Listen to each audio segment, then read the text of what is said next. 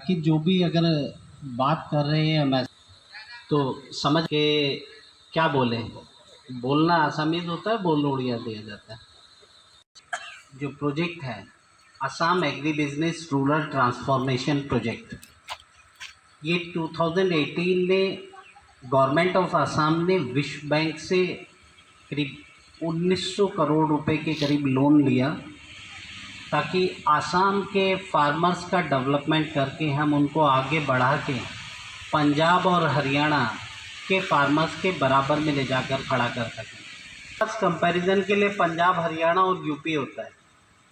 जब भी कभी बात होती है कि पंजाब में खेती ऐसा है, हरियाणा में खेती ऐसा है, उनका इतना पैदावार होता है, इतना मशीन, हम लिया कि क्यों ना हम आसाम के फार्मर्स को भी इतना बढ़ा के आगे लेके जा सके कि आगे कभी कंपैरिजन हो तो पंजाब हरियाणा से के साथ में आसाम का नाम भी जोड़ सके।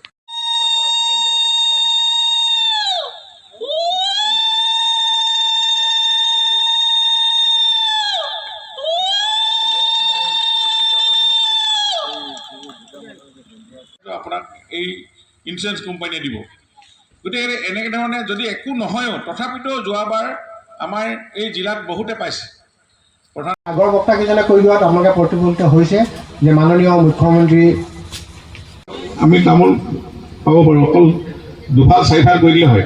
এতিয়া চব শিলিখা গুড়ি বা এনেকুৱা ধৰণৰ আমলখি লগ লগাই কেনেকৈ মিক্সাৰ বনাই সেনেকুৱা সৰু সৰু মেচিন, একো দামী নহয়, এইবিলাক লৈ আমি ব্যৱসায় কৰিব পাৰোঁ। সেইখিনি আমাৰ শৰীৰৰ কাৰণেও ভাল, আমাৰ নিজৰ এটা পইচা আহিলে হাতলৈ।